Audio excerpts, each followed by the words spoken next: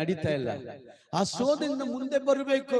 ನಾವು ಮಕ್ಕಳಿಗೆ ಹೇಳ್ತೀವಲ್ವಾ, ಅಪ್ಪ ನೀನ್ ಚೆನ್ನಾಗಿ ಓದಯ್ಯ, ನಾನು ಏನ್ ಬೇಕಾದ್ರೂ ಇಸ್ಕೊಡ್ತೀನಿ, ನಿನಗೆ ಪ್ಲೈನ್ ಬೇಕಾದ್ರೆ ಇಸ್ಕೊಡ್ತೀನಿ, JCB ಬೇಕಾದ್ರೆ ಇಸ್ಕೊಡ್ತೀನಿ, ಚೆನ್ನಾಗಿ ಓದು, ಫಸ್ಟ್ ರ್ಯಾಂಕ್ ತಗೋ, ಮುಂದೆ ಬಾ, ಚೆನ್ನಾಗಿ ಓದಿ ನಂತರ ಆಗ್ಬೇಡ ನೀನು ಡ್ರೈವರ್ ಕೆಲ್ಸನೋ, ಕೂಲಿ ಕೆಲ್ಸನೋ, ಗಾರೆ ಕೆಲ್ಸನೋ, ಪೇಂಟಿಂಗ್ ಕೆಲಸ ನೀನ್ ಮಾಡಕ್ ಬೇಡ, ನೀವ್ ಒಳ್ಳೆ ಒಂದು ಆಫೀಸರ್ ಆಗೋ, ಚೆನ್ನಾಗಿ ಓದು, ಚೆನ್ನಾಗಿ ಮುಂದಕ್ಕೆ ಬಾ.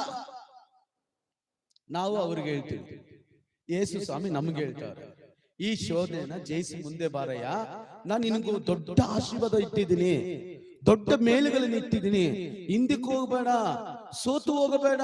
ನಿನ್ನ ಕುಟುಂಬಕ್ಕಾಗಿ, ನಿನ್ನ ಮಕ್ಕಳಿಗಾಗಿ, ನಿನ್ನ ಜೀವನಕ್ಕಾಗಿ ನಾನು ಇಟ್ಟಿರುವ ಆಶೀರ್ವಾದ ನಿನ್ನ ಕಣ್ಣು ಕಾಣಲಿಲ್ಲ, ನಿನ್ನ ಕಿವಿ ಕೇಳಲಿಲ್ಲ, ನಿನ್ನ ಹೃದಯ ಕೂಡ ಊಹಿಸಲಿಲ್ಲ.